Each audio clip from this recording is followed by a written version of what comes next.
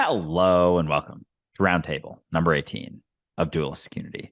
I am enjoying the process of continuing to step into a space that I don't know where it's going to go or what's going to happen or what it's going to mean about me. Just continuing to step in to that spot, to that door, walk through that door, step into that space, whatever it may be, and just know that I don't know where it's going to go or what the impacts are going to be, and just continuing to do so, door after door, situation after situation, and just finding out each and every time I do more and more of what the fuck I'm capable of.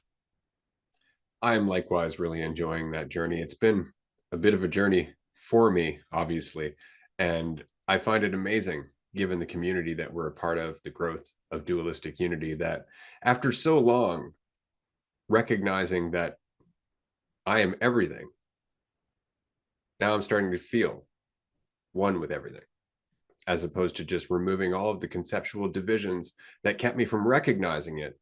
I can feel it in everything I do all the time. And in the conversations that we have with our community members, with the people who are new to this discussion, hell, with people who don't even know anything about this discussion and are still identifying with the illusion of who they think they are, I can see myself there and I act accordingly. And I find that to be an incredible step that at one point I was just thinking about, trying to understand how to make the step instead of just allowing myself to be the step, to get out of the way and let that sensitivity develop. So, with all that said, I hope you enjoy this live stream that is Roundtable number 18 of Dualistic Unity. And we are live for yet another Roundtable event. This is great.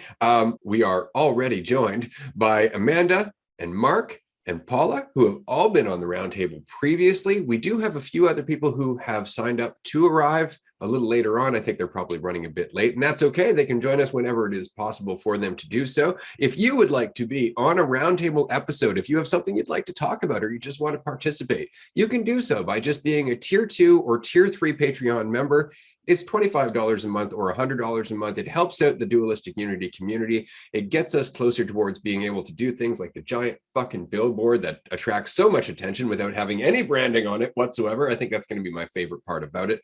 It's just going to be in your face. We are one. I am you. You are God, over and over and over again. Not a single Dualistic Unity, nothing. It's just about having the balls to put that up in the middle of Times Square for the sake of it and just fucking leave it there for months. I think that'll be great. But the point is, if you want to help with that, you can do so on Patreon. You also get a bunch of sweet perks, merchandise, discounts on our retreat tickets. You get to chat with Andrew and I like 5 days a week, which is kind of fun if you like chatting with Andrew and I and everybody else who's here, because we're all on Patreon most of the time. This is the core of all of our insights from episode to episode, is the conversation we have with these lovely people. So if you would like to join us, do so on Patreon. And if you can't, that's okay too. Fuck yeah, we got the squad here. I am excited for this chat. But yeah, it's funny. Because Ray set up our IMDb page for anyone who hasn't checked that out. Looks pretty cool. And there is one review on there. I'm not sure if one of you made that review, but I have some guesses. But what kind of hit me as I was reading it is just how uncommon it is for a podcast to be as interactive as ours is. Like having as many, obviously the Patreon groups, but also call and show Roundtable, and we just want to keep incorporating more of the community in it, because it's not about me or Ray, it's about the conversation, and whoever is having the conversation, it's all me anyway, so it might as well be as many iterations of me as we can come across. But as I was reading that review, I was like, damn, we do kind of do a lot of interactive stuff. Like I kind of forget how involved we are in just everything about the community. And like I don't know, there's not that many podcasts. I don't listen to a ton anymore, but when I did, the thought of being able to chat with the people who started it all the time and like be on podcasts and stuff is like, damn, that would have been pretty fucking awesome. So I don't know, it's just gets me more and more excited about everything that we're doing, that this is, I think, because it's kind of become like, I don't know if second nature is the right word, but it's not something that I take a step out of and think about super often. But it's like, it's pretty damn cool, everything that's going on in the community. And even like, when your head's down in the weeds of just like doing stuff, editing, making videos, like sometimes you don't always take enough time to pull back and look at what's really going on. So I don't know. It's not that I'm not like giving ourselves a pat on the back by any means, but I just hit me like it's a cool thing that's happening. Just a conversation that is growing more and more, and it's all on you. It's all about you and your willingness to continue to have the conversation and not settle upon answers. And that's really it. Not about anyone just in this call, not about anyone, just the person listening. It's about just it. It's just about the conversation, the willingness to remain in that state of uncertainty that so many people run from. Hell yeah, absolutely. I want to say very quickly that you're not really patting us on the back, because in all honesty, we do this because of the reward that comes from doing it, which is the conversation. I love my job. I love everything about my day-to-day work life. I really do. And it's not because of anything other than the fact that I get to talk about all the best shit with the best people who just want to get something out of their life, which is why I say the best people, because they choose to be the best versions of themselves for their own fucking reasons, right? And I can't imagine a more rewarding thing in my life at all. So it's not patting us on the back. If anything, it's kind of a celebration that this shit's happening at all. Really, it really is. And so we're so grateful to everybody who's a part of it, including, of course, our listeners today. I do want to say one other thing very quickly, because this makes the whole story about our IMDb page a bit cooler. I didn't create it. Actually, it was created on its own, and it includes our nomination in last year's People's Podcast Awards, which I thought was just great. And of course, there's a storyline, which I kind of laughed at. And I know a few other people, when they caught that, did as well, because, they obviously haven't listened to the podcast. But just the fact that that's out there, and there's a bunch of other stuff out there. I found a review the other day on a platform I didn't even know existed at all. In fact, I'd like to share it very quickly, and then I'm going to pass this over to Paula. Finally, something makes sense. I just wanted to reach out and say thank you for your content. I've been seeking something for a long time, but I've been realizing after listening to your podcast that almost all of my suffering is just me not allowing myself to be present. Tonight at work, I got some news that really began to bother me. But while listening to your podcast, I was able to allow myself to just be in the moment and let that feeling dissipate. And I really had a moment of clarity. And well, I can't even put it all into words, but just thank you. And that is the best kind of review, because it's so little to do with us and so much to do with what you're doing with this, because that's the important part. That's the important part, is what we're all doing with this. I don't care how many listeners we have. I care how much I'm getting out of this experience, which is why this is so rewarding. So with all that said, Paula, great to see you again. Thanks. Good to be here again. I just loved what Andrew said about the community and the interaction, because I was watching a documentary literally either yesterday or the day before, all about swarms. So it was basically like the power of the collective and how it kind of navigates. It was showing like fish as well as like locusts. And I think it's that idea of everybody contributing, right? So they had this example of some guy, I'm not going to do it justice, but he's basically like, I think everybody's an idiot. Like, this is my hypothesis, so let me do a test. And he basically asked the public, a crowd, did a sample size of like, how much do you think this cow weighs? And everybody got it wrong. But when you put it all together, the median was like 2 kgs off the weight of the cow. So it's just like this power of the collective, and kind of, especially in this community, like bumping into things, like finding the edge, but in a non-judgmental way, having people around you to be like, okay, maybe that's not quite the right direction. Like, how can we like micro adjust here? Or really them just being themselves allows you to see that when you hit those walls, I guess. And yeah, they were talking about it in really cool stuff in terms of like, space exploration, instead of just sending like one solo kind of robot onto Mars, like if you had 100 of them, kind of, then if 50 of them fail or kind of go off in the wrong direction, at least you've got the rest kind of like navigating together. And I just loved that imagery, and it was exactly kind of in line with what Andrew was saying. And that's the power of the community, and I love it for the same reason as like everybody is really just caring about themselves, but in the least selfish way. Absolutely. That's one of the things I really enjoy about Discord is that everybody is there to share, whether it's their insights or their stories or their passions or anything. I know Amanda recently hosted a free yoga Zoom on the Discord for the community. And what was great was the fact that it was free and it came from a place of being, I'm going to do this. You want to join me? And that was the only intention behind it. There was no other ulterior motive other than just, I'm doing this. If you're free, we can join, that kind of thing. I know a lot of voice chats happen on our Discord between members frequently. Sometimes people watch movies together.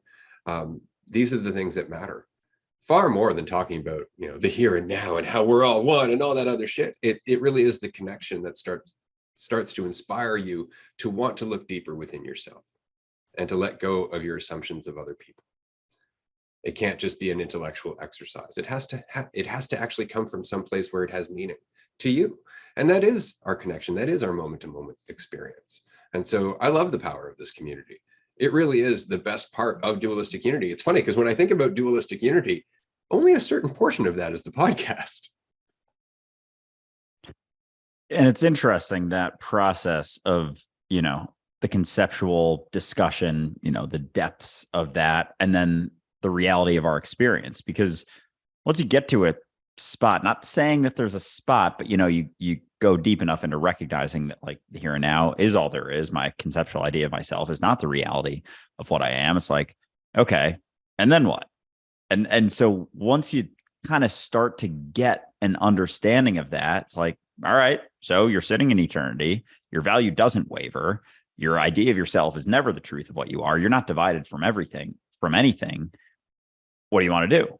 It's like, that's what dualistic unity is the ability to interact with more iterations of yourself that aren't caught in conceptual ideas and trying to judge themselves up and down. And that's the beauty of the retreats. It's like, we spend a week just in a spot where no one gives a fuck about how anyone's doing or however anyone says anything or how no one's judging anyone. And it's like, that is what reality and our experience could be like once more of us do get it. And so it's always that balance of, yes, being willing to have the conversation and recognize uncertainty. And when you get caught in your shit, like there is a benefit to recognizing that, any idea you settle upon, any perception of your value is not the reality of your value. It's just an assumption that you settle upon. Like, that's amazing. And the more you recognize that, the more it's just like, okay, kind of starting to understand that. And it's like, you're still here now, sitting in eternity.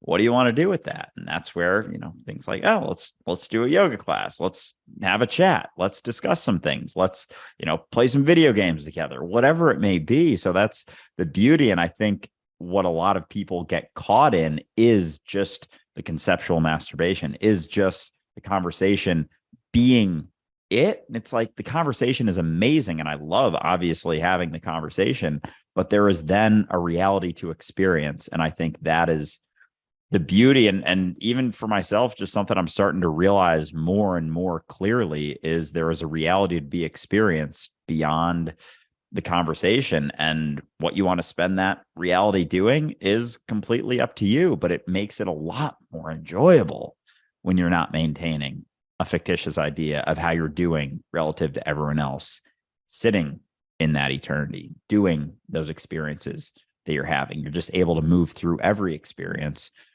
with a lot less weight. So, pass to Amanda. Good to see you, as always. Likewise. Oh my goodness. I absolutely love our Discord community because that yoga Zoom meeting wasn't even my idea. That came from Jackie. But, if anyone knows me for long enough, if you say an idea around me, I might pick it up and run with it, but I like to cite my sources. And so that was another prime example of just the way that the community feels to me, which is like collaboration and creating these opportunities and just exploring our concepts and then because we're so unfiltered and we're not pretending in the way that we do in our normal day-to-day life, it just opens it up for like effortless connection. And then you just start creating more and more. I mean, in one of the conversations that I was having with Haley, we wrote like a Rick and Morty episode, like just for the hell of it. We're just creating a Rick and Morty episode just in our imagination, just because if that episode never comes to light, it doesn't even matter, because we had so much fun just writing it and just having that spontaneous moment, because we weren't invested in getting anything out of it and it meaning anything about us or it proving that we were brilliant or creative or artistic. It was like, we didn't care how it was perceived. We were just having so much fun doing that and sharing that with each other. And there was no competition because, after working towards getting yourself out of the way more and more, you stop seeing other people as competition. You see them as someone to walk with, someone to share with. And you don't even think, what am I supposed to be doing? What does this mean? It just, none of that even matters. We're just having fun just for the hell of it. And it's really precious to me in a way, because it's not something that I experience very often. When I'm with a group, if I'm by myself, then that's a different story. If I'm in my apartment, then we can do whatever we want. But when you're in a group of people, it tends to always be like, who's smarter, who's richer, who's got more, who has more connections. And life feels like this endless competition where no one's really winning, because even the people in first place look fucking miserable. So you're like, when did I sign up for this race again? What's the clause? Can I pay a termination fee? Like, how do I get out of this? But in Discord, it's nothing like that. It's just people are not coming there with their idea, with their concepts, with their identity. They're coming there to strip everything away because they want to do that for themselves, not for me, not for this, not even for the Discord, not for Andrew, not for Ray. They're doing it just for themselves. And you can feel that.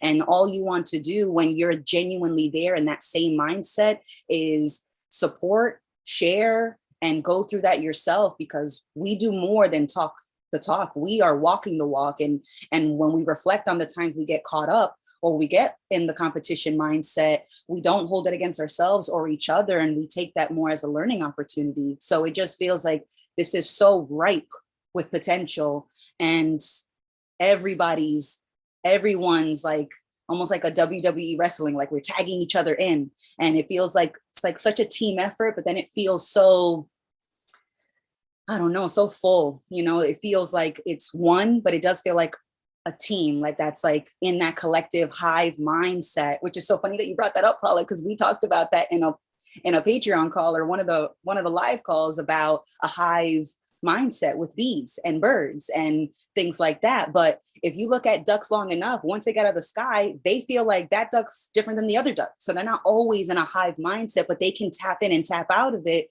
which is a prime example that we can do that. And if you're in the Discord long enough, you see that in real time. That was well said. And it actually ties into a question that's currently in the comments section. Thank you, everyone, for joining us, by the way. So is it me or the situation I change if there is no flow? So the Discord's a perfect example of this. So consider the Discord to be the situation.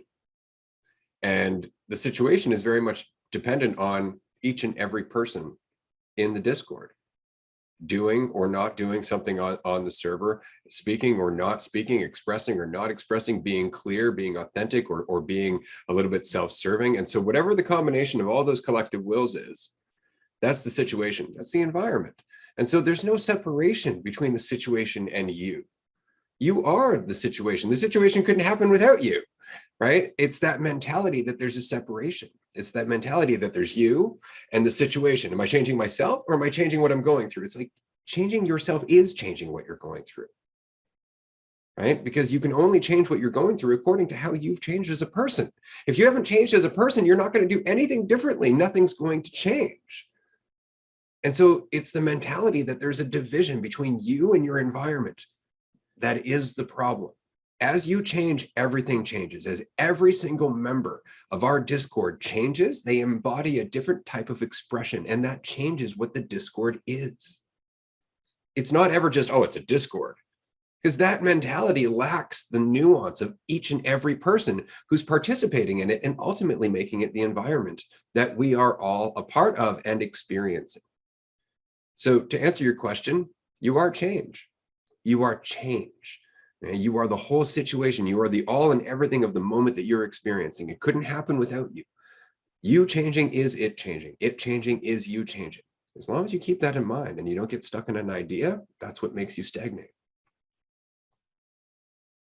Well said. Yeah. I mean, that's really what it comes down to, is letting go of that conceptual idea of the conceptual division between you and the situation, like recognizing that you are it, recognizing that you are impacted by it no differently than it is impacted by you. And so there isn't that dichotomy that we always believe there to be, but that's what we maintain. We maintain conceptual ideas of us versus the situation, us versus everyone else in the situation. And as soon as that conceptual division comes in, it's the fear of the comparison. Because if you're involved in a situation, but you aren't the entirety of the situation, there is you versus every other thing you deem to be a part of that situation. And inevitably, your value is going to be measured relative to how everyone else is doing in that situation. Like that comparison, the judgment, the fear of judgment, all of those things exist the moment you perceive yourself to be something separate from everyone and everything else. So that really is the concern to be let go of, is that, or the perception to be let go of, is that perception of division, and the concern for there not being a flow. Like, you are the flow. Like, the flow is always happening. Your perception of the flow and how it's happening just comes down to your opinion of it. Like, it is flowing. There are lots and lots of layers and layers and layers of things happening in each and every moment. And your idea that it isn't flowing is just you settling upon an assumption, a false certainty that you believe to be the truth about the situation. And that never is it. But, as we take our conceptual idea of ourselves to be the truth, we're going to take our perception of how the situation is going to be the truth. So it's always that. It's always the letting go of your opinion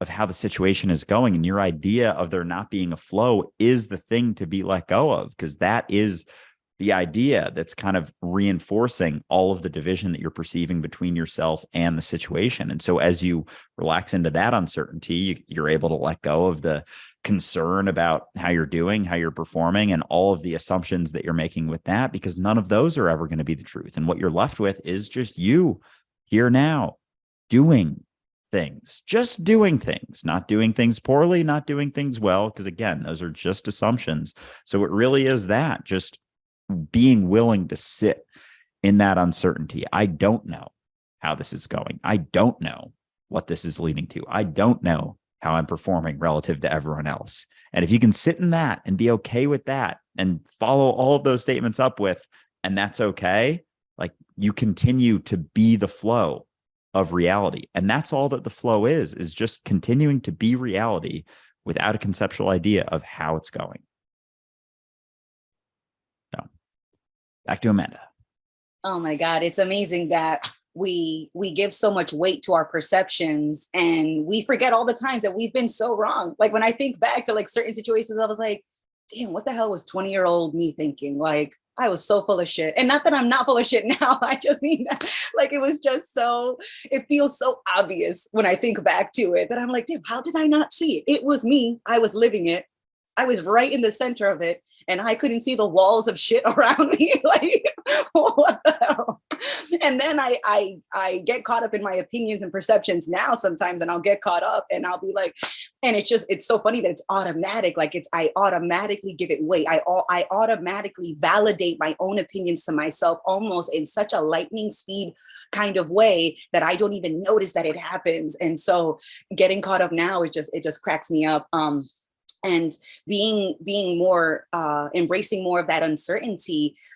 If I think back on all the situations when I relaxed into uncertainty, or I didn't relax because I was holding on to my perception, my assumption, my opinion, when I was holding on with white knuckle grips, it always was rougher. It always felt like I was going against the river. But when I relaxed into uncertainty, it was really, at least the way that it felt to me, was me trusting myself to figure out whatever was going to happen, however things were going to turn out, exactly like that. Like I just was going to figure it out. I didn't know how I was going to figure it out, but anytime I relax is because I had like a trust, and I was like, it doesn't matter. It doesn't matter how we think of this situation. It doesn't matter if we think it's bad, if we think it's good, if it's challenging or not, whether we think that we're equipped or not, whether we've been in something similar or not. I just trust myself to figure it out, because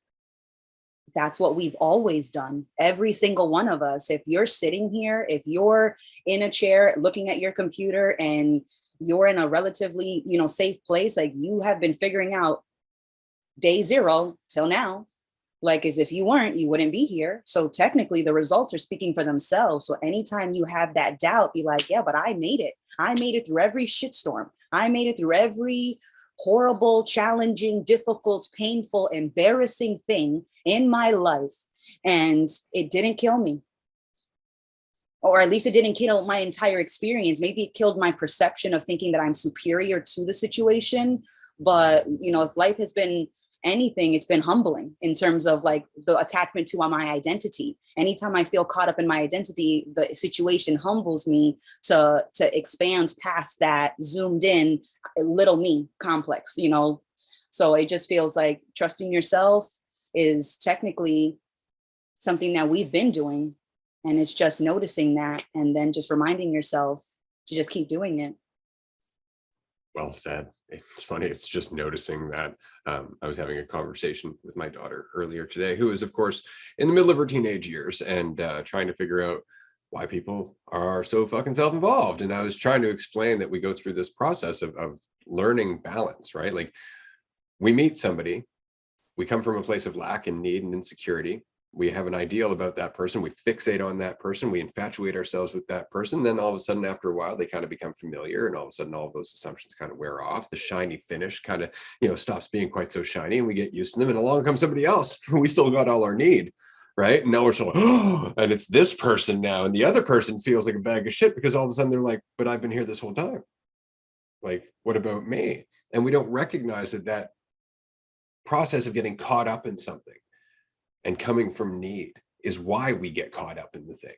But that's the lesson, is to come back and recognize, shit, I did it again, right? But we can't do that unless we go through the goddamn cycle, which unfortunately means hurting other people, which is part of their cycle, right? And through all of that, we end up finding our balance. But the entire time is our intelligence at play, regardless of how stupid we feel. Mac. You guys are speaking to my soul today. Unlike every other day.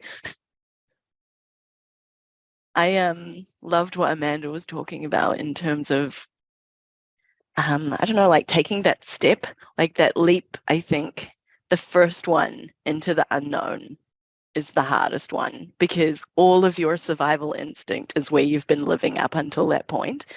And your survival instinct is about knowing exactly what the next step is going to entail. And so the very first one is like taking a step outside of your survival instinct. And so everything about that is like, you're going to die if you do that. We have no idea. And so don't do it. Ever. But I don't know, that leap is like divine. You just find your eternity, and it takes, I think, that safe space that I found at Dualistic community to be like, oh, what if I just let go of everything that I've ever known before? Like, that sounds scary as shit, but there is like this place that I can just try. Like, I can just be myself and see what the fuck comes out. Yeah, it's like you come to that spot where it's like, what if everything I've always believed to be the truth isn't? What if that's the case? What if that's actually what's going on? Like, and it's super, like, you can feel it, the discomfort with that statement. Like, what if everything I've ever settled upon, every assumption, every idea of how I fit into reality isn't true. What if my assumption of anyone else and how they perceive me and my assumption of them and how I perceive them isn't the truth? What if that's the case? Because it never is. But when we've settled upon assumptions for our entire life and settled upon things that we believe that we can and can't do based on those assumptions, to start to question them, to start to recognize that, oh, well, if that one's not true, and it just takes that one, It's like, well, maybe that one's not true. And you dig into that a little more and you're like, wait a second, it's not really true. And then it just like unravels. And that's very much been my process, is like a couple little subtle recognitions. And it's kind of just hitting me now after you're saying that, PMAC, how much it's like just the subtlest recognition that something that you believe to be the truth isn't, allows for that process to continue. And so we're always running into things like that. We're always running into situations where we're like, no, this is definitely the truth. And then there's the opportunity to think like, well, maybe it's not.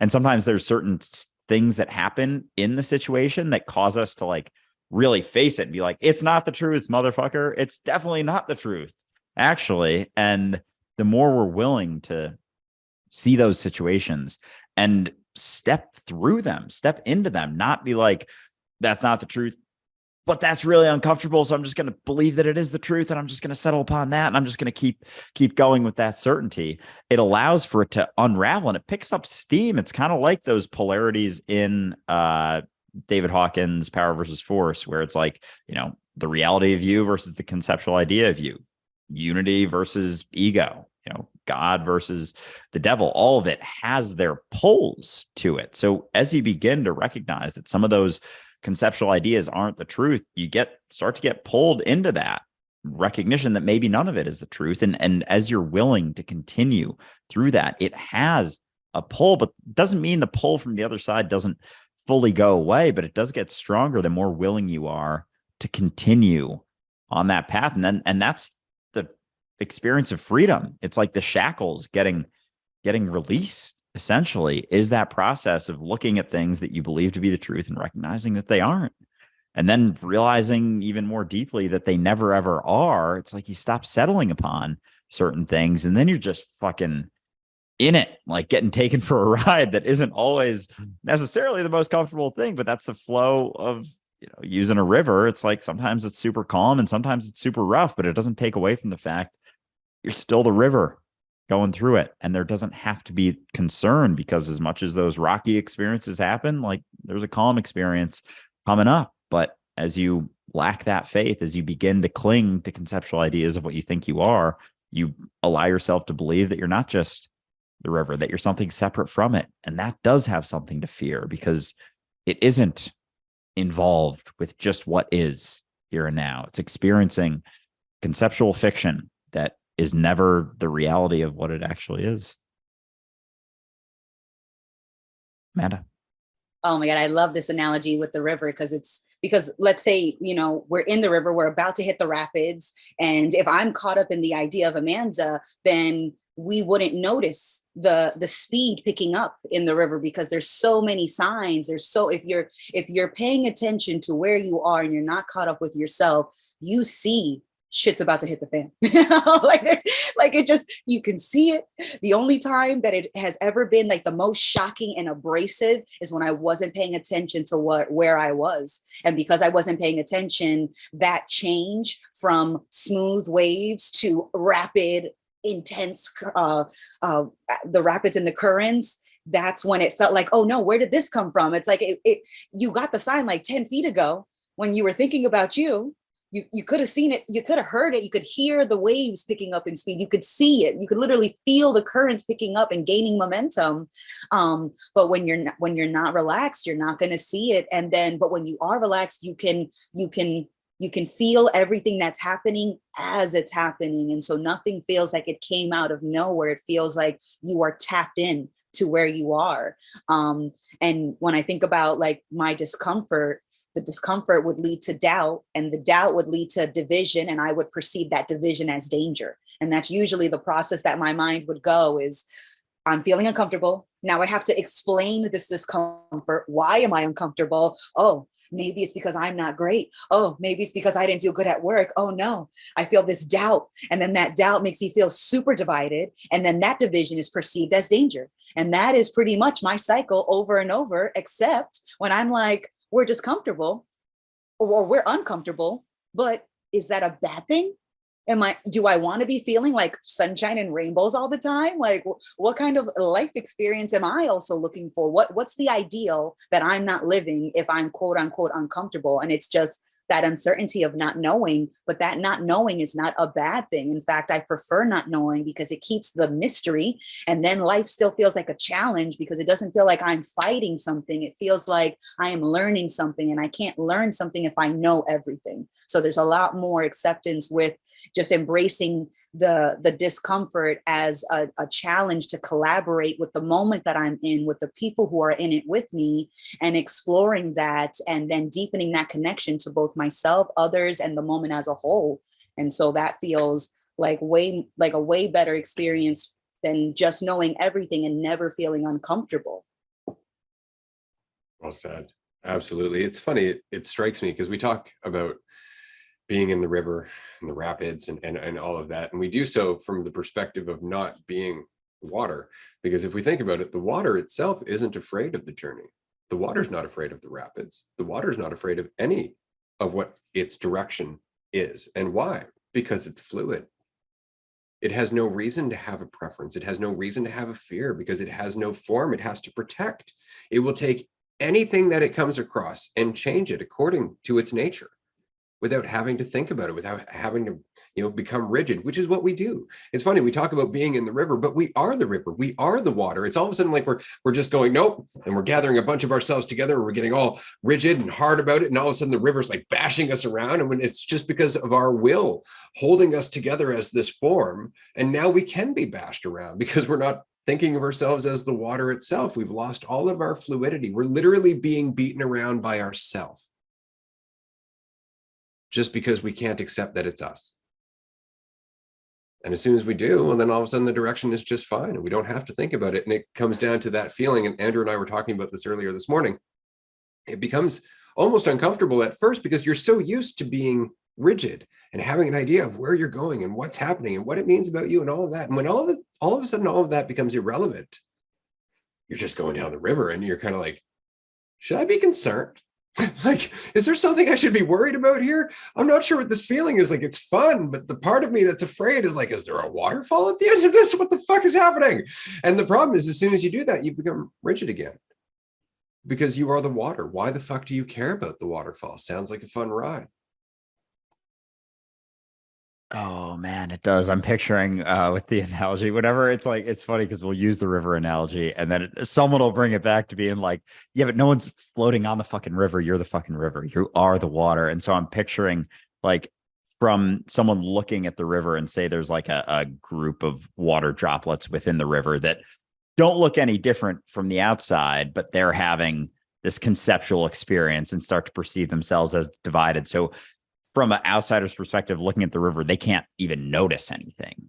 But then it's like the drops of water are like suffering and they're still just doing all of the things that they would be doing flowing down the river. But they're like, oh, fuck, this shouldn't be happening. I wish this was happening, blah, blah, blah, blah, and making all this noise. And then someone looking at it from the riverbank, like couldn't even possibly notice anything because it just is the river. But because it's perceiving itself as not being the river, it's having all of this struggles, all of this suffering. And that's just like someone, taking a step back from Earth and seeing the flow of humanity just happening, just reality happening. And then all of these people are suffering, feeling really bad, feeling really good for all of these conceptual ideas and assumptions based on how they're perceiving their value to be in each and every situation. But it's just an assumption. It's just a perception. So you see these people play things out, and it's just like watching the river, watching droplets of the river, believing that it's not the river, experiencing so much fucking mental anguish because it's not recognizing that no matter where it thinks it should be going, no matter what it thinks it should be doing, no matter what it thinks it should be feeling, it's feeling what it's feeling. It's doing what it's doing. It's going where it's going.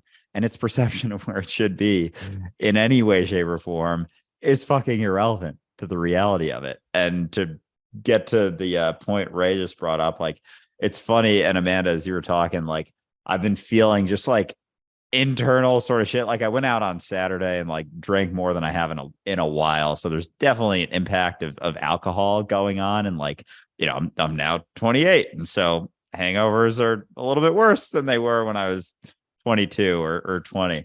But it was almost, and it was pretty much up until this call started, that I was like fucking just going through it. And I could see myself trying to play out, like trying to find where it was coming from. And there was all these strange stories and assumptions and things that were like, all right, I'm feeling a little bit uncomfortable inside. Like, maybe it's this, maybe it's that. Oh, it's probably this. And just feeling myself go into these stories, but also having the wherewithal to understand that these are just my assumptions that I'm making, and any feeling of certainty that I cling to or perception of my value shifting because of these feelings is just my perception, is just my assumption.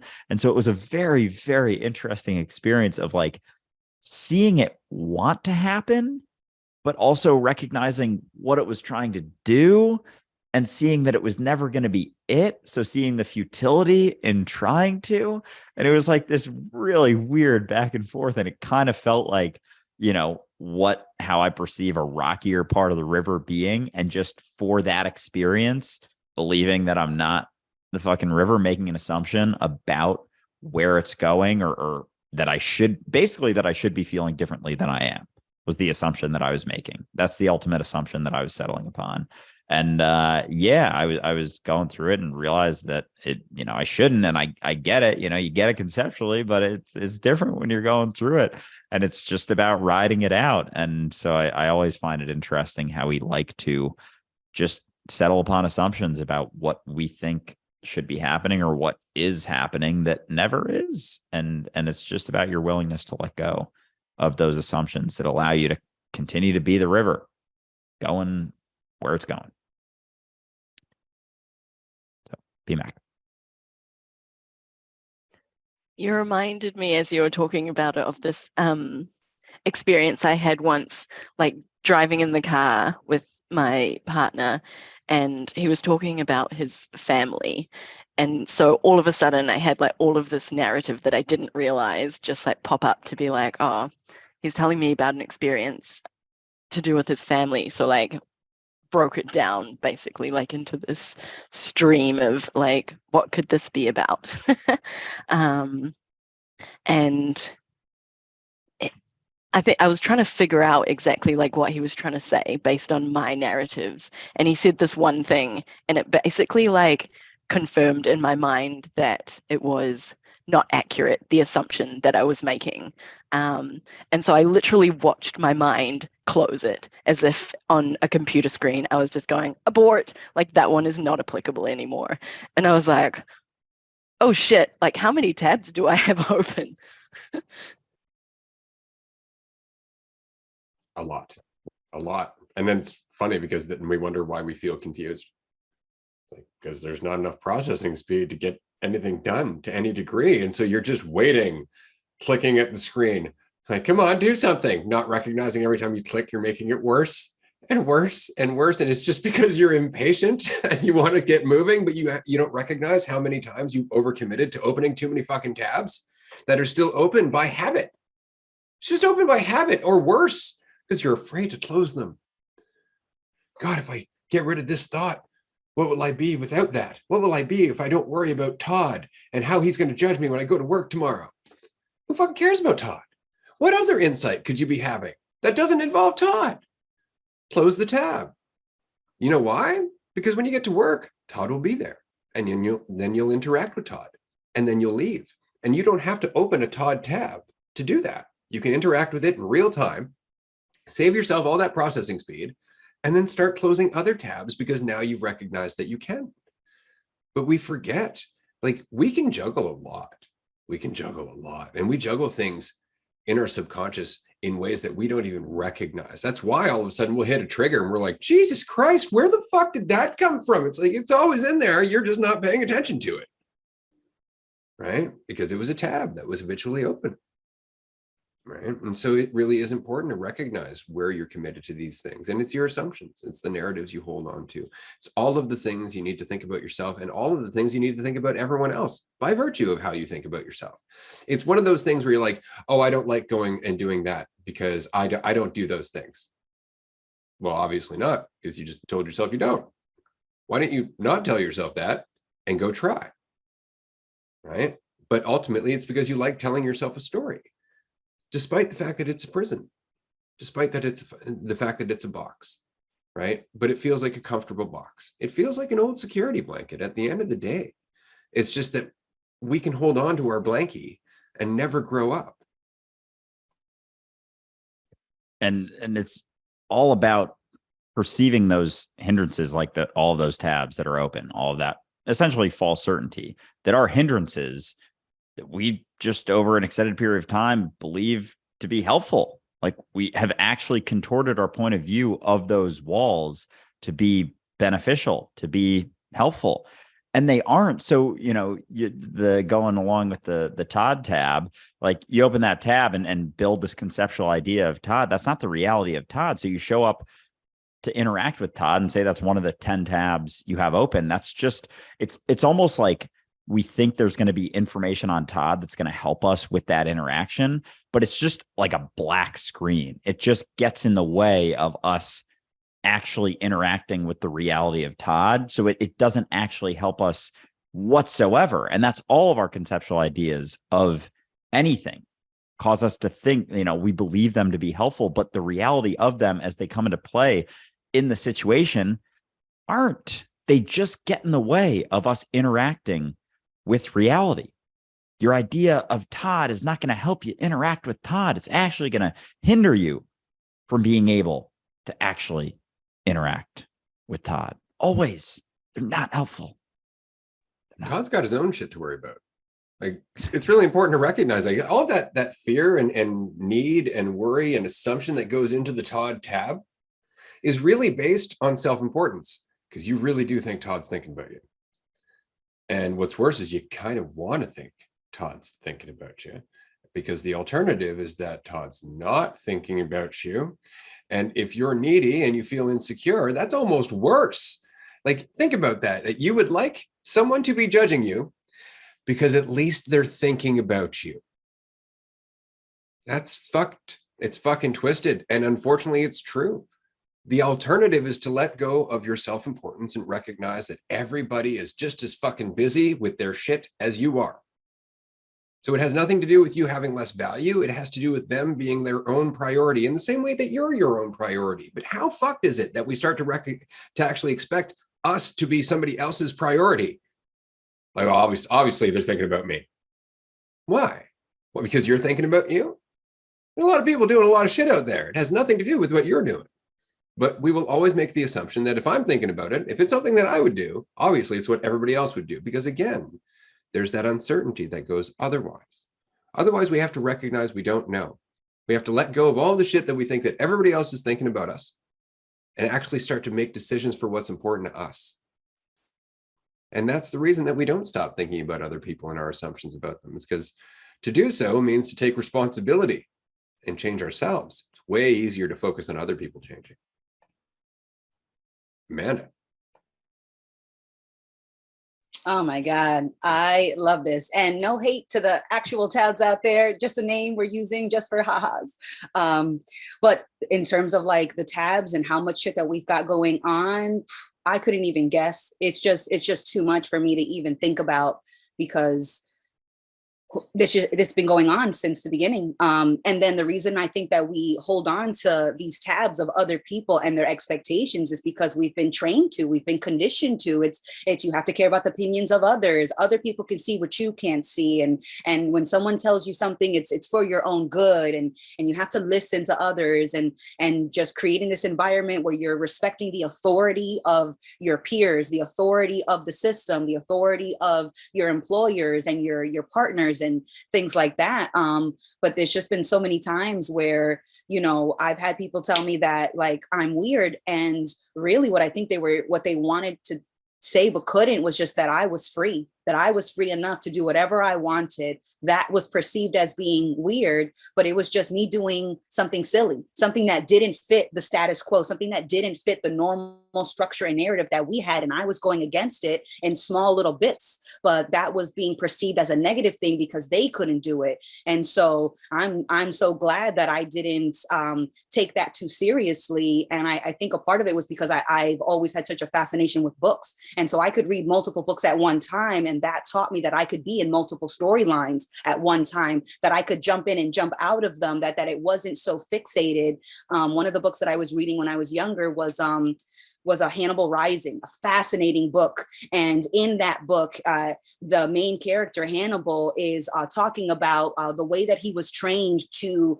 store information in his mind. And so what he did was he created this mansion inside of his head, and each room was dedicated to a certain subject. And in that room, he could fill it with certain aromas, certain images, certain books, certain references, certain people. And when he needed to tap into a subject, he would walk into that room. And when he learned a new subject, he would expand the mansion. He would build another floor, another wing, another basement, and he just kept going. And it was just this amazing imagery of having this infinite space to store information. And I guess in a way that was us tapping into the infinite knowledge that's always surrounding us, but being able to organize it so you can dance with it in a way that seems more practical, where you can apply it more. And I love those stories about a motherfucker like Hannibal Lecter, you know, because he was not that, you know, especially with the way that he went, or the experiences that he went through in his story. It's like, I'm not surprised that he ended up the way that he was. If I had been in that situation, I would have too. And I got to experience a small dose of that through my dad, who was a real motherfucker. And he could care less if you lost sleep about him. And mind you, he could hold a 20-year grudge, but you'd never know it because he's throwing parties. The people that he keeps in his life all fit his narrative. They all obey. They all do what he wants. If you don't play by the rules, you get cut out. He'll never talk to you again and won't care. He doesn't talk to his whole family. And I had always felt like, you know, I'm his little girl. We're supposed to reconnect after we had our falling out. And then I had to come to terms with the fact that, like, he didn't miss me. He wasn't thinking about me. He wasn't upset that we weren't talking. And I'm really glad that he was that way, because it showed me, I experienced firsthand how I could make someone the center of my perceived universe. And I could be not even a thought to someone else. And I was doing that for them. And no one asked me to do that. I did that on my own, and I made them my center, my anchor. And I wasn't even a passing thought. I didn't even come up in his mind. And that just showed me that it's all optional.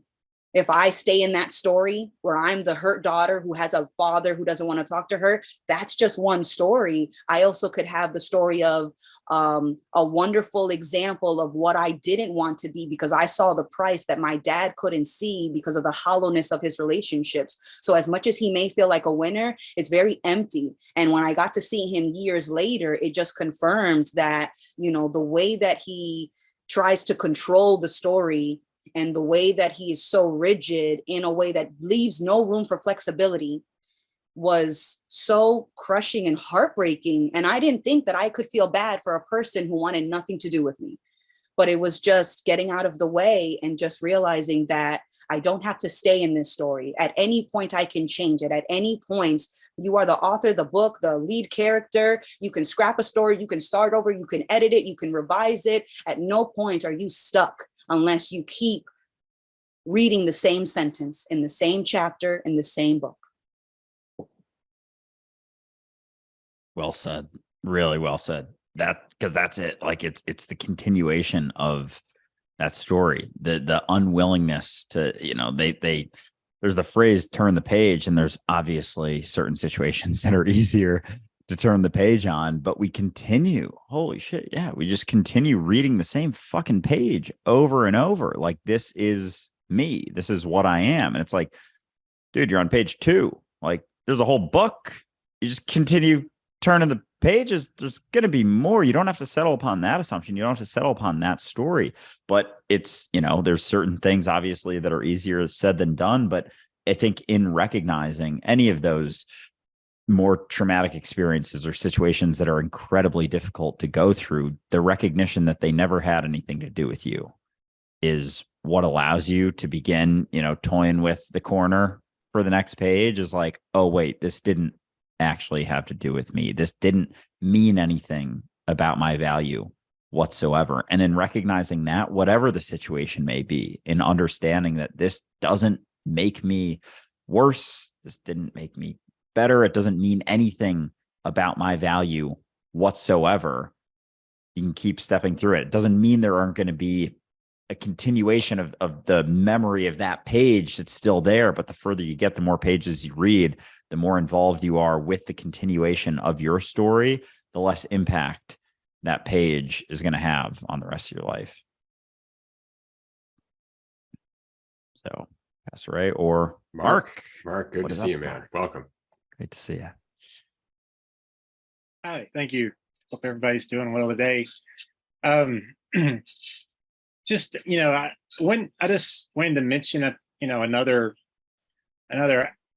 aspect just of discomfort. I'm finding myself, and I'm very happy about this, but I'm really finding myself getting more and more comfortable in the discomfort, and I'm getting to where I'm.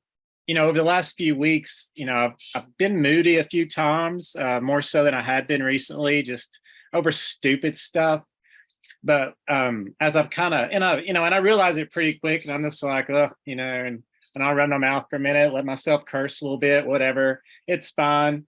And I know what I'm doing, so it is what it is. But what I kind of noticed, just watching what Mark's doing is, there were some things I kind of got back, I was kind of getting back into, just some really benign habits, just some routines that I had before that I kind of hadn't been messing with so much for a bit.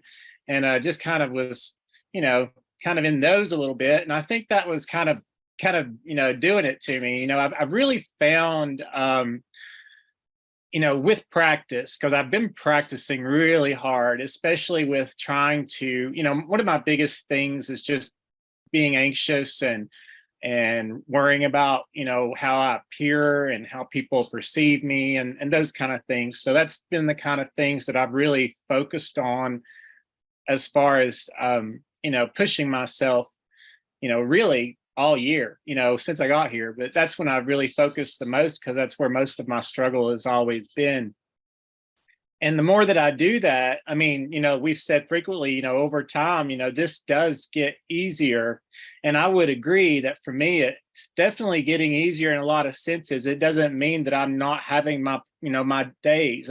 We do, and that's why we're here. We don't want to forget that. We always want to fuss, I'm so mad at myself because I backslid. Well, no, I'm not. I'm fine with it, because that's why I'm here. I kind of, I want to see what it's like to get pissed off and curse a little bit. There ain't nothing wrong with that. So, and I definitely have practiced that a lot, but, so all of it's good. I'm all good with all of it. But, I am noticing that I am less comfortable now when I notice myself in old ruts.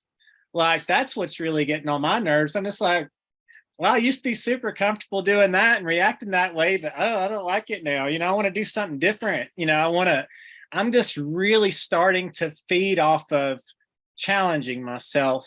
And it's because I've been trying to do that. I don't want to say that I'm not scared of it, that it doesn't make me nervous, and that I don't have to stand in the house sometimes for 30 minutes before I'll decide to allow myself to leave looking a certain way that I don't know if other people will like, but I like, so I do that all the time. But I'm actually enjoying those processes now. And like I said, when I catch myself like in old ruts, the way I used to be, where I was always hiding all the time and perfectly happy with it, I'm not very comfortable there. So I'm feeling much more stimulated these days by putting myself in situations where I'm uncomfortable, just because I want to see what I do. And then I want to see, well, what will I do next time? And what will I do next time? And I took a chance with this one little thing, and how'd that work out? So, I'm being a lot more experimental. It's getting to be a habit. And I'm really a good habit, in my opinion, to be more daring and to not always slide into where I'm most comfortable. But I'm actually developing a genuine appreciation for it, and I'm enjoying it, and I'm getting a very strong deterrence from any thought of going back to where I was. And that's what's helping me. Like I said, it doesn't make the dancing and the swinging back and forth and all those things go away, because I understand that that's part of the fun too. I just need, I just keep my eyes open and watch it happen. But I really am learning and, not even forcing myself, but I really am developing a real appreciation for being uncertain and uncomfortable, because I've learned in the last almost 6 months that that's the only place I've really felt freedom come, and I've really felt a release of things that I've carried my entire life is when I push myself, and when I am in those situations where I really don't know what the fuck I'm going to do. What am I going to do? Am I going to stay in the car and not go? Am I going to hide? Am I going to clam up? Am I not going to talk? Am I going to go hide behind so-and-so? But I'm really interested, because I keep pushing myself out there, and I'm going to keep doing it. So I just kind of wanted to share that too. I mean, we talk a lot, especially lately, and it's always going to be a conversation about, swinging back into the illusion, and worrying about forgetting, and worrying about how hard it is sometimes, which it always will be. But there's also the other side, and there's there's times when it's easy, and there's times when you appreciate everything else. And then for me, those times are getting to be more frequent, and I'm really happy about that. Man, you just made my day. I got to tell you, because there's nothing like going home, feeling like you're going home. And that's really what it does. And what you're talking about, we're going back to a mentality that at one point was our life. We lived in that place, man. We explored everything without fear. We explored everything without any thought as to why we shouldn't. That's where we came from. And then we got stuck in school, where we were judged for every fucking thing we did, not just how we passed the test, but how we interacted with everybody else, whether we listened to authority or not, whether we did what we were told, or dressed the right way, or whether we were planning for our future in the right way. There was so much pressure all the fucking time over anything you did. So why the fuck would you want to challenge yourself? Why would you want to get into growth? Because immediately there's fear there. Immediately there's stress. So it's its own fucking deterrent. So we actually learned to stop being ourselves, because we are growth. We are that experience of just enthusiastic curiosity. That's what we are. That's our intelligence at play. So I feel so fucking good to get back to it. But how far away from it did we get just because of these stupid fucking institutions that are constantly trying to measure our value, and thus making us afraid that we have none? We got 49 years away from it because of all that bullshit. That's all right. Like I said, I don't regret anything. I appreciate where I'm at now more so than I ever possibly could if I didn't have all that bullshit to remember. So, but totally true. And that's the reason this community is so powerful, because I know in my life, being 43, you being 49, we come to this stuff and we go through all these trials and tribulations, but it means something. It sits and it settles, and it actually spawns new insights. And then we go and talk to people in the community who are 20 years younger than us, sometimes 30 years younger than us, and they're taking it and they're changing their lives. And so it's not about the water droplets, right? We're part of the river. This is why it's so important that we go through these things, but learn from them. And it's about time we did.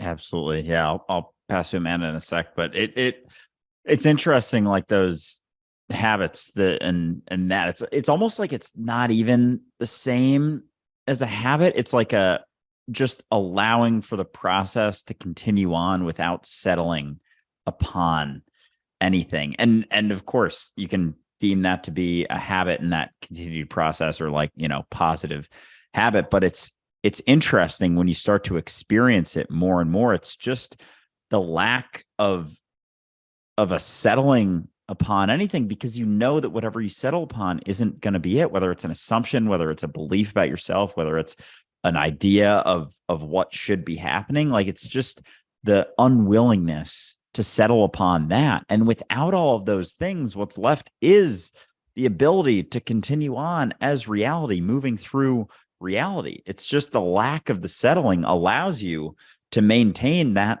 habit of continuing on, of stepping into the rawness of that uncertainty. But I find myself also like going back when I'm feeling a little bit uncomfortable about something, or feeling like I'm not really sure how something's playing out, how something's working. I can feel that pull to go back to, more structure, more semblance of certainty. Like I gotta add this back into my life. And all it is when it hits me, I'm like, fuck, this is just taking me out of my experience right now, and the opportunity I have right now to fucking work on whatever thing I feel like I need this structure to work on is. And so we're taking ourselves out of the place that we have the opportunity to make that change, to continue to shift ourselves, to stay in fucking reality by pulling ourselves out, trying to maintain some semblance of structure and certainty and all of that shit that we're never actually going to find.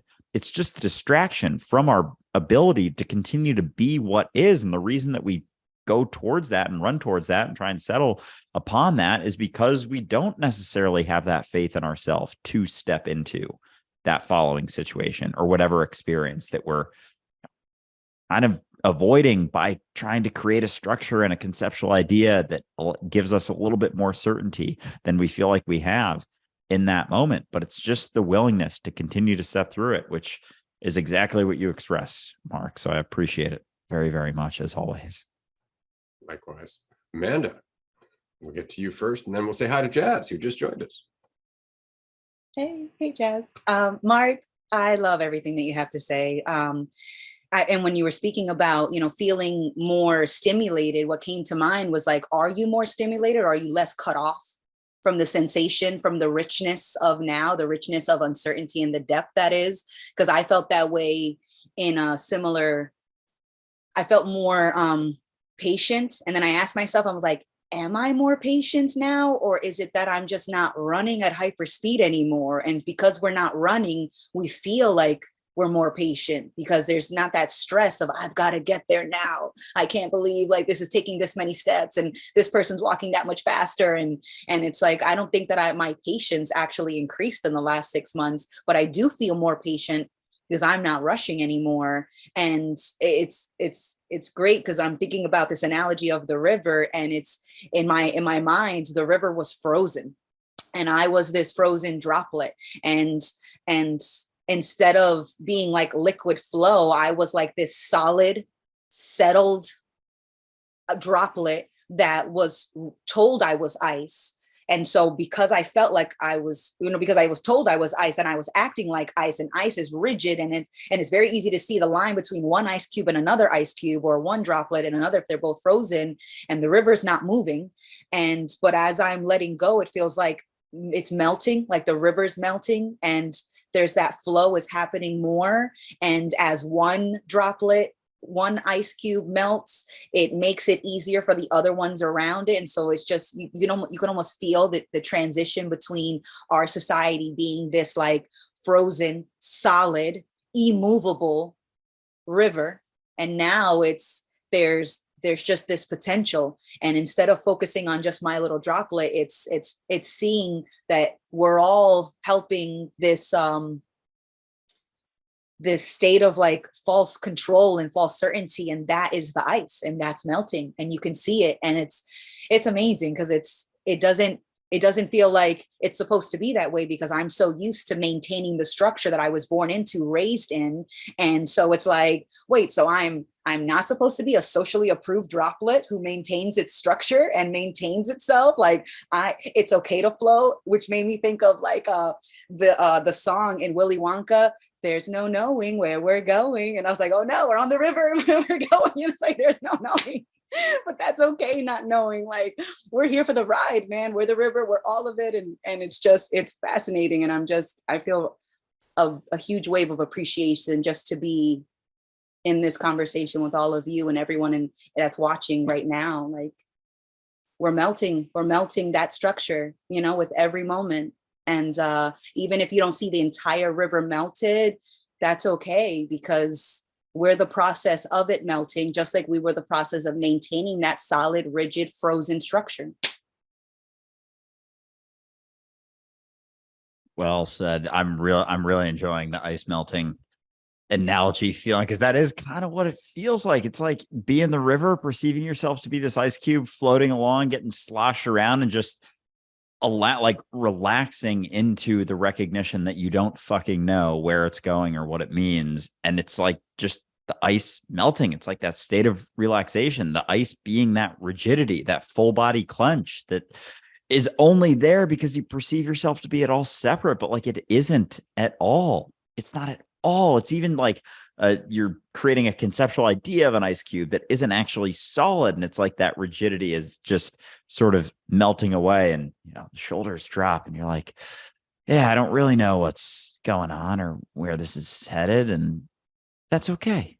Well, I'll find out sooner or later. We'll figure it out. But, you know, we never really know. And that's, you know, the desire for the certainty, the desire for the structure is just that water becoming ice and becoming rigid. And it's just like, you don't have to do that. You don't have to be that. You can just keep being the river. Well said.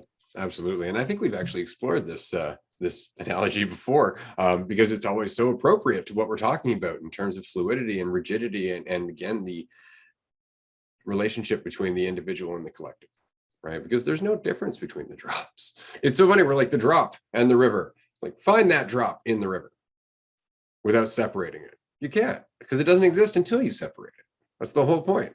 Up until then, it's just the fucking river. That said, hi, Jazz. Glad that you could join us. We've been talking about change and the community and all of the wonderful things that we enjoy about being the process in general. And so it's nice that you could join us. Yeah, I'm glad I could join as well. Just had a haircut, so ran a little bit late, but the conversation that I did join for has been very interesting to hear and insightful. And I loved your analogy and the way you expressed it, Amanda, because yeah, we really like create a whole border around an idea, and then borders around other ideas as well. And then we create structures out of it. And then we create systems to maintain that structure and ensure safety and control. But it's all stemming from fear. Like, we're so scared and we don't have faith in ourselves to be able to deal with the uncertainty and change that comes with reality. And like, the change is inevitable. So like, even if you freeze yourself into an ice cube, you're still not going to be it's still not the same, you know, like you're still going to be forced to meet reality as it is, which is uncertain and changing all the time. But you can certainly maintain that structure during that changes, while that change is happening, and try to ensure that you're staying the same, like huddled up, making sure that you're not changing. But that just it's basically like cutting your hand off and legs off, because you're not as sensitive to what is happening and as empathetic to what is happening, and not being as present and trusting yourself that you can handle whatever is thrown your way, and that it will inform the process, and that there's something to get out of everything, because there is something to get out of everything. And I've been noticing that more and more often lately, that for example, when I was at the barber, I was thinking about how, well, fuck, I really want to go to the roundtable. Let's get this over with. Why are you spending like half an hour styling my hair? I don't give a shit what my hair looks like. I just wanted it cut. We could be here half an hour before. But then I was like, no, let's just be here. And then I really started appreciating what it felt like to be one with the barber, and just like appreciate that process of my hair being styled from her perspective. And it didn't even feel like her perspective. It felt like one moment happening, and it was really beautiful. Yeah, no, that's awesome. I definitely feel you with that.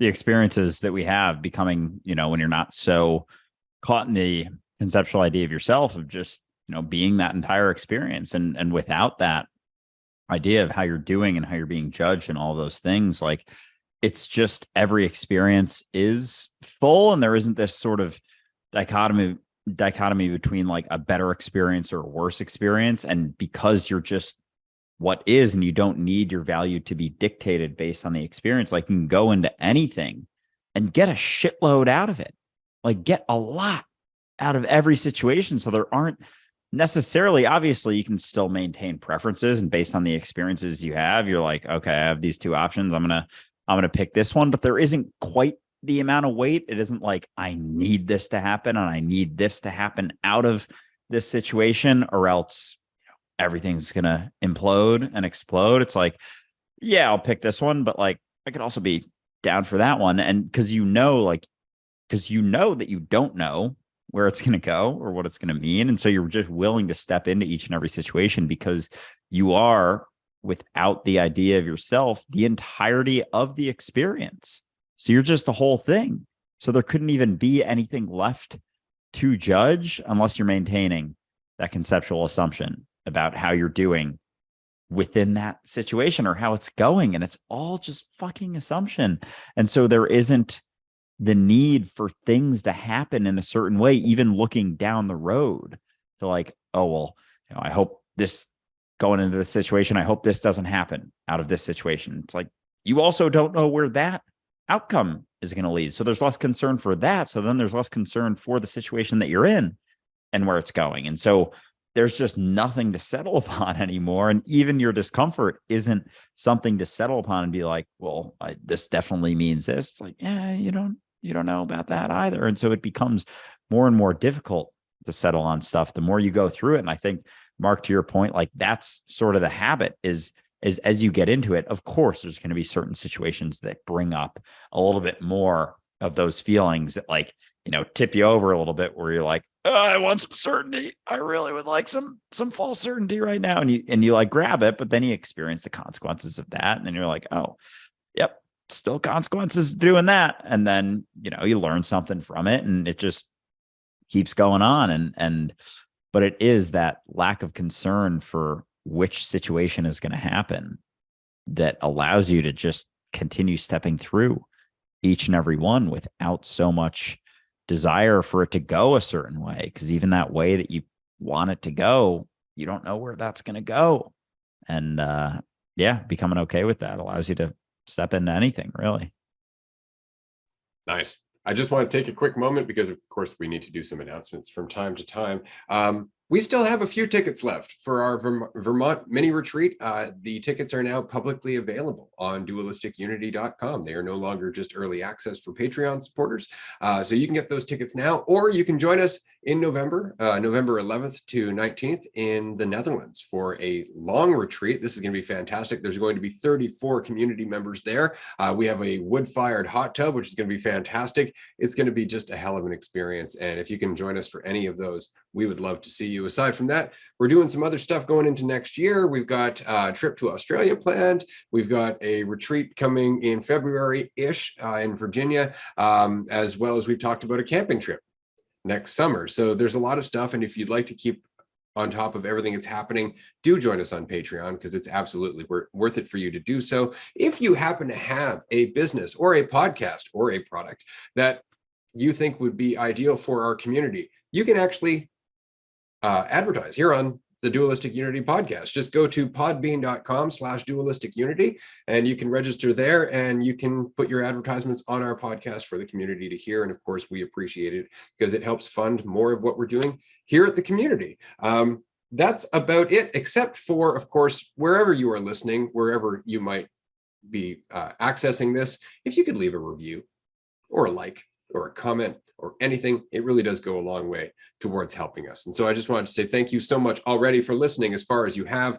Anything that you do is ultimately gravy to us because the conversation is its own reward. And there was another question here. Is this a philosophy of mind channel? And I would just like to say that this is a reality channel.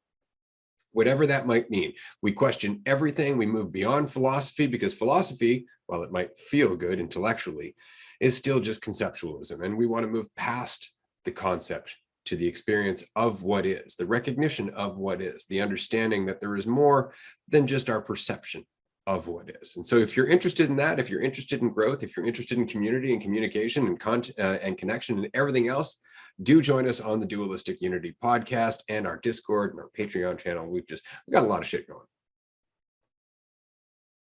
And that is why the conversation is of utmost importance, because, is this a philosophy channel? It's like, no, it's never gonna, there's nothing we can say to get you to believe what is happening. There's no words we can use to be like, it's this, it's that. It's just never what you think. And what's left is the willingness to continue to step through the uncertainty. And once you get involved in the conversation, once you're willing to question your assumptions, it'll make a whole lot more sense. But again, yeah, it's not something that we can point to or say this is exactly what we're doing.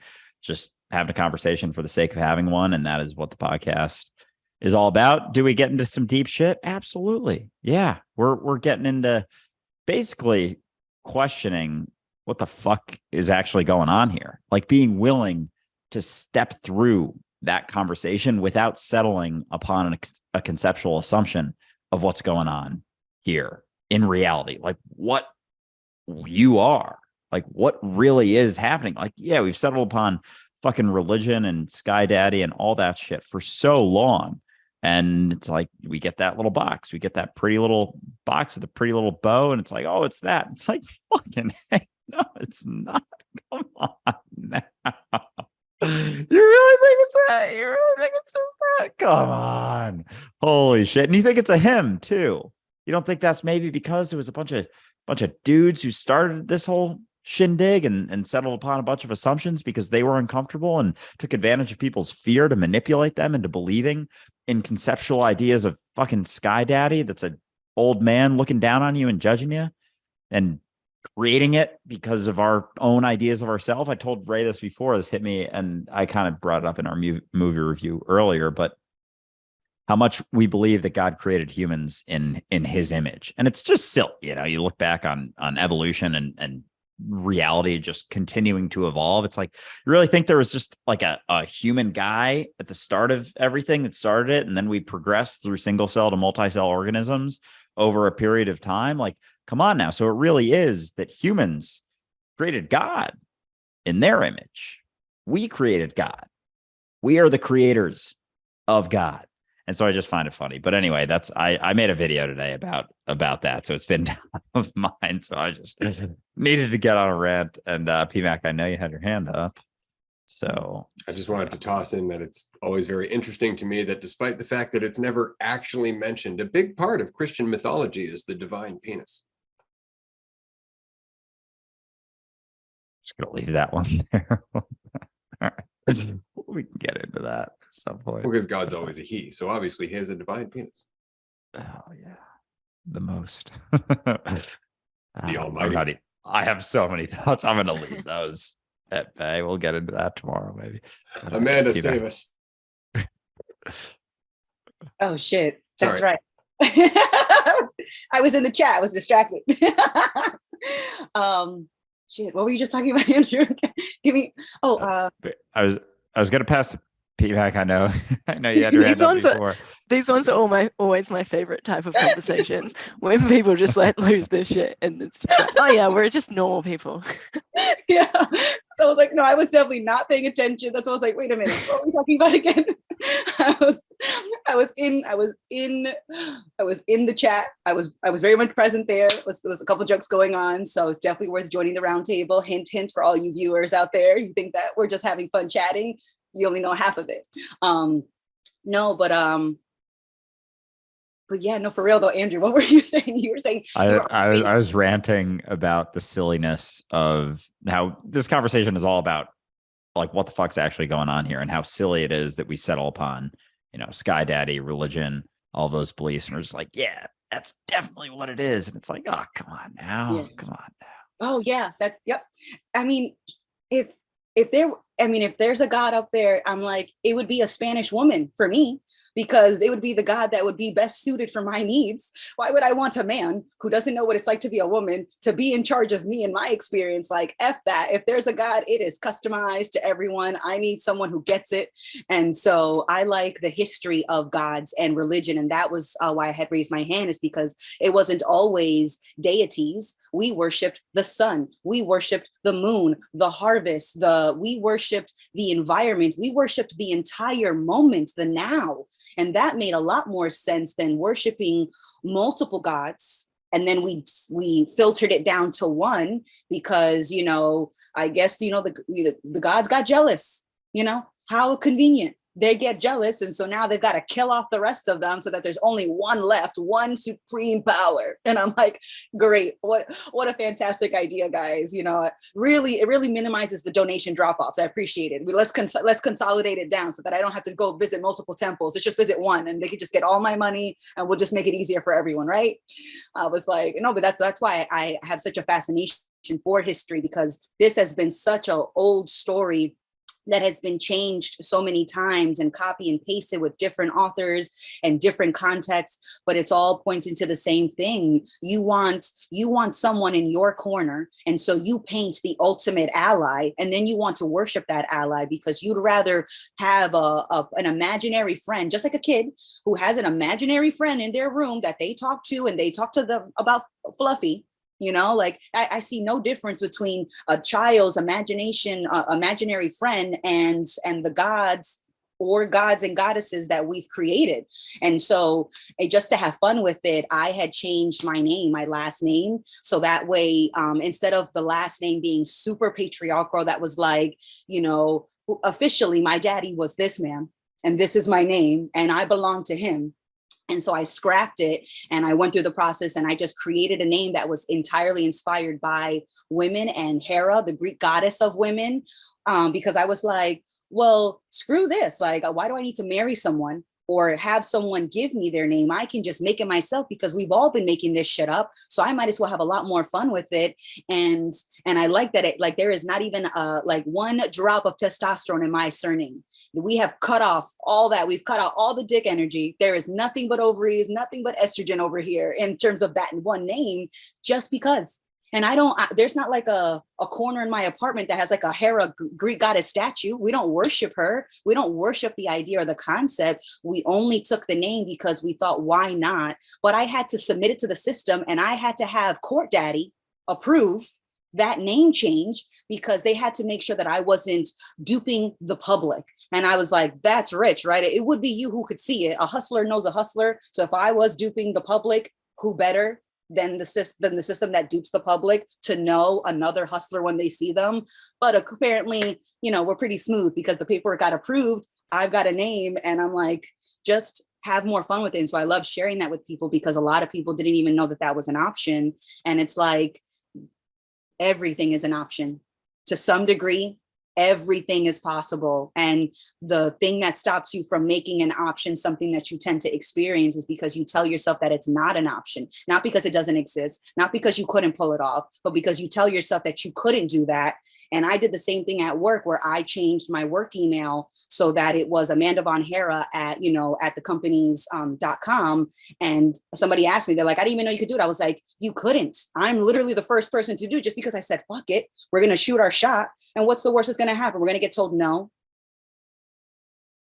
Like, that's it. Like, that's the worst thing that could happen is a no. I think I could live with a no. So let's just pursue that option that technically wasn't even on the menu. And now we have it. And so now there's just that pushing of the boundary. Like, is the line, which makes me think of myself as a little kid, because I was a smart ass. I'm like, I used to be a little kid. I'd be like, is the line here or here? And now as an adult, now I strategically ask the system, is the line here or here? And how movable is this line? And what paperwork do I have to submit that I could move the line? Because if I've been paying attention to the system, the line is always moving. And the line moves depending on who's moving it, how they're moving it, who notices that the line's moving. But cops break the law all the time to enforce it. People use the system to abuse the system. So it's like, do we really have to follow all these rules? Do we really have to think that you can go left or right, why not forward or backwards or diagonal, or, you know, like there's just so much more flexibility in the system. And it seemed so rigid, but it's actually pretty malleable. So I say, if you think you can't make something happen, question that doubt and just explore it, because the worst that's going to happen is that you either confirm that you could do something you didn't think you could do, or you get pointed in another direction where it's another path that you didn't even know existed, but it's just explored anyways, and just find out and enjoy the exploration while you're in it. Because even if you get that destination, that's not the whole point. Enjoy the walk, enjoy that process, and try to have more fun than you're told you can. That's right. Join the party, because that's what we're doing here. That's all you're doing by allowing yourself to be more of yourself. You're joining us in being more of ourselves. You don't even have to join anything. That's the best part. You're a party of one. We just happen to be you. So thank you for all the work that you're doing on your life, on yourself, on your perspectives, on your assumptions, all of that shit. And I think we should all take a moment to recognize that, Amanda, swear to God, man, if we could just plug into you and run a fucking generator, everybody would have power. It's fantastic. But I just want to say very quickly before I pass it on to Andrew and then Jazz, that what we're doing here at Dualistic Unity really is an experiment in potential. We're throwing everything we've got into it in terms of attention, authenticity, enthusiasm, curiosity. There's nothing about this that's really bent on making a lot of money, except for the fact that we want to create a resource that we can use to create ripples that we all know should be created, but everybody's too fucking selfish to create them, right? This is a party that we're having, and that party, as it grows, is going to build resources and energy, and you're already a part of that, just listening to this, just participating in this. But if you do want to help out in any other way whatsoever, here's the best thing you can do. Share this. Share Dualistic Unity. Tell people about it. Share it on your social media. Like us on Twitter. Whatever it might be. Leave a review. It all helps, because all of these little pebbles contribute to the avalanche that's already in motion. Exactly. We always forget to, because we're so involved in the fucking conversation, because that's what it's all about. That we I think Amanda found the chat. Yeah, we've been having a lot of fun in the chat. Oh yeah, no, it's worthwhile. The chat is a lot of fun for anyone either watching the stream or for anyone who joins or watches the Patreon calls after the fact. You're missing half the fun. The chats are always a blast. But yeah, because we're so involved in the conversation and just get so into the flow of things, oftentimes we forget. I think we probably have a handful of episodes where we mention, like, feel free to share, feel free to like, feel free to leave a review. But it really does help a ton if you're able, even on, I know Spotify, it's like, it just has star ratings. Apple does offer reviews, but it seriously does help a lot. So if you can take a minute or two to do so, if you are enjoying the podcast, to do one of those things, it is greatly appreciated, and it goes a long way. So, and you don't have to say anything specific. Understand, if you want to leave a message saying, I really fucking love this because it's confusing, cool. That's just fine, right? At least you're enticing people to go and check it out and wonder what the fuck it's all about. So it doesn't matter. You don't have to worry like, oh, I don't know if I'm going to say the right thing. Saying anything is the right thing, because it's better than silence. Yes. Yeah, when I was writing the review, that was one of the thoughts that came to mind was, what do I even write?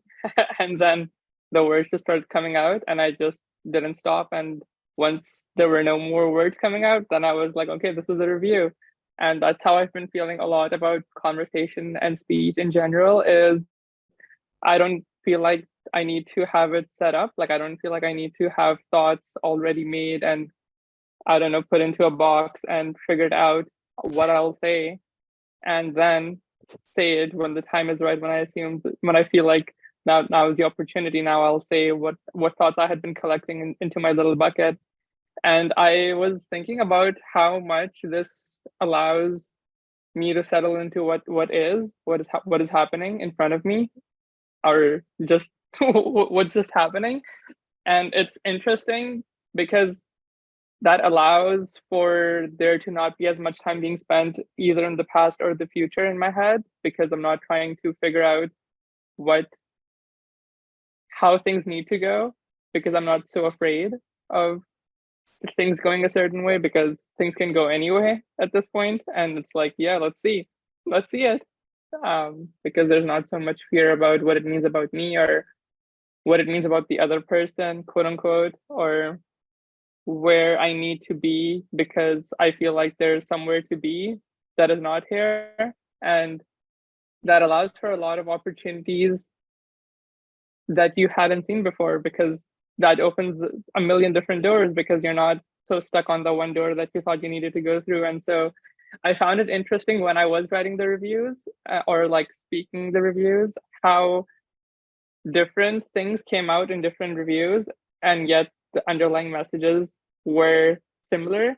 And it's interesting how, regardless of what words are being used, it's about the embodying mentality. And that's kind of how I feel about language as well, more and more, is that the words don't matter as much as where it's coming from and what mentality it's coming from, because that's what ultimately matters. And that's what dictates what words you use or what inflections you use or where the pauses come in or what message you're conveying or what energy it's conveying, or how much authenticity there is in what you're saying and how you're saying it.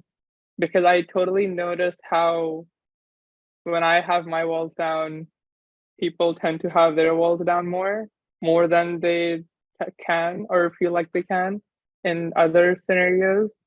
And it's because there's no need for the walls.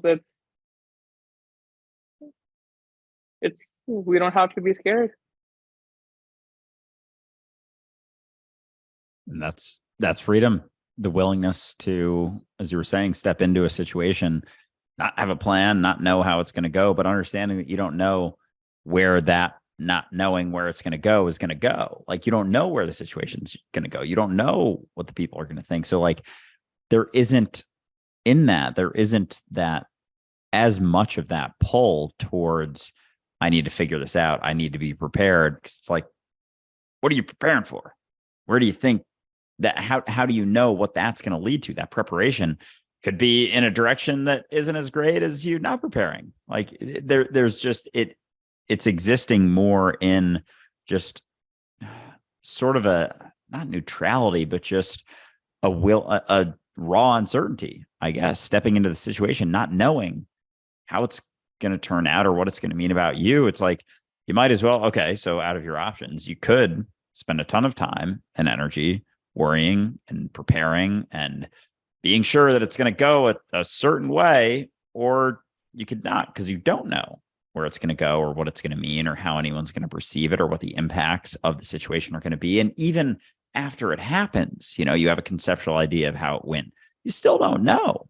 10 years down the road, someone could, think back on that situation. You could have said something that triggers something in their mind, or it started this snowball effect of different situations happening that then have impacts years and years and years down the road. So the impact of the situation that you think is the impact isn't even the impact. The broader impact of the situation isn't even it.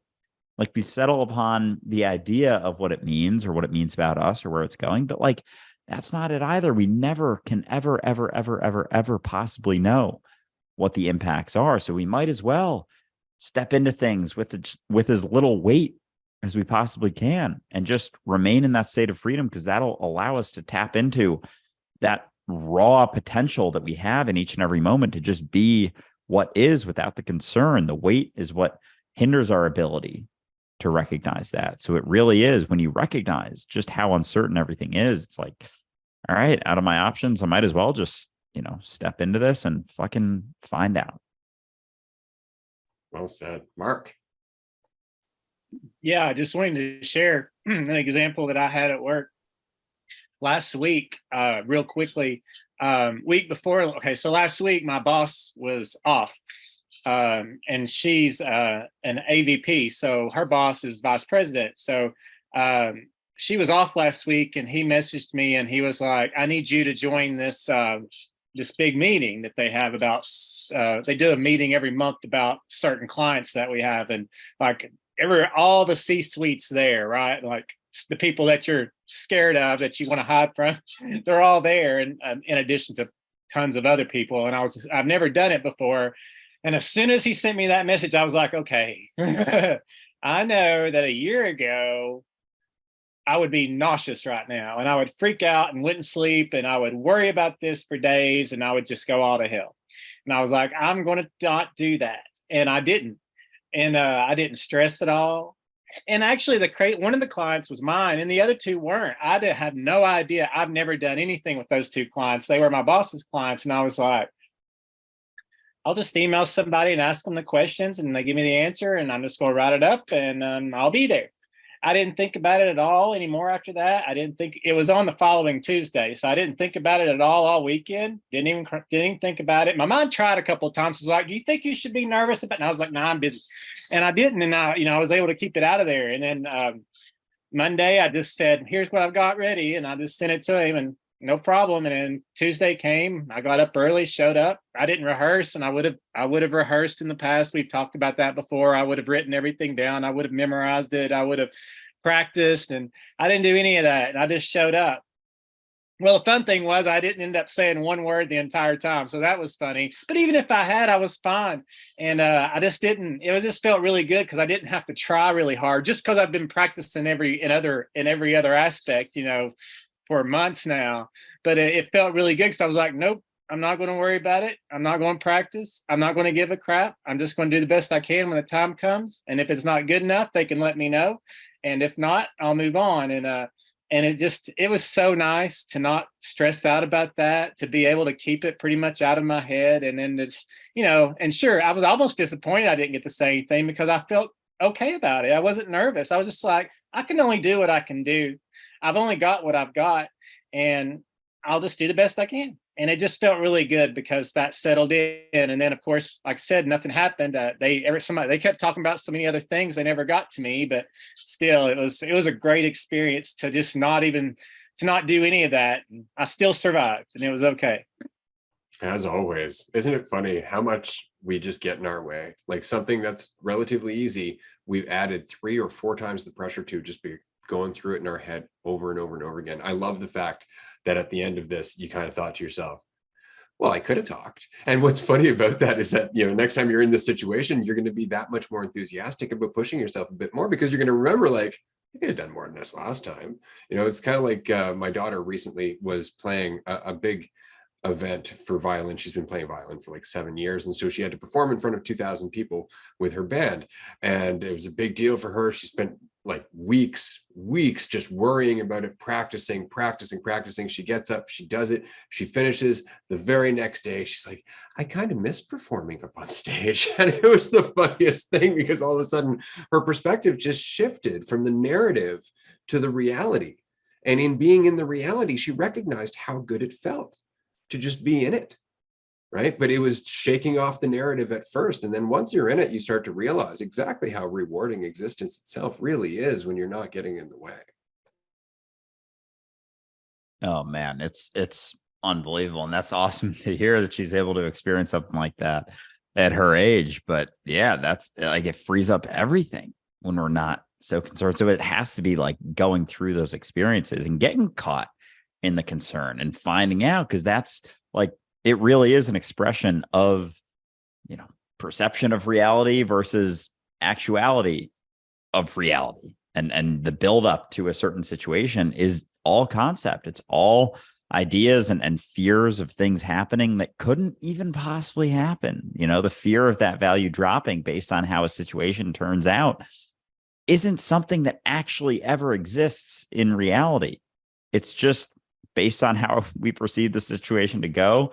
We make an assumption about our value relative to that perception, and that's all that it ever is. And so recognizing that more clearly allows you to continue to step into those experiences. But it doesn't mean that there isn't still like the overlaid carryover from our past, from past experiences, from situations that we've been through. And that's the continued process of just stepping into those situations like you did, Mark, is what shakes those. It like shakes it enough that we drop a few of those, weights. And as we continue stepping through them, as we continue stepping into them, like it gets easier every single time. And you realize more and more clearly as you go into them without the need to feel like you have to prepare for your idea of how it's going to go. You're willing to step into almost everything with that lack of concern. And that's the experience. That's just the experience of freedom, is what's left when you're not caught in wondering and worrying and preparing and being so overly concerned with how something happening is going to mean about you, because it never actually does. It's so interesting. We forget that because we have the ability to both be in the story and to narrate the story, that we forget that one actually does take away from the other. You can focus on the narration, but it takes away from the part that you're playing, which takes away from your ability to align with the play that's happening. And so you can't enjoy it, even if your part is incredible, because you're not actually in it. You're thinking about it, narrating it from afar without any involvement, and thus no sensitivity. And so no reward, because there's no risk. You're just telling yourself a story in order to feel some false security. Let go of the story. Play the part. You have been anyway, and now you can make the most of it.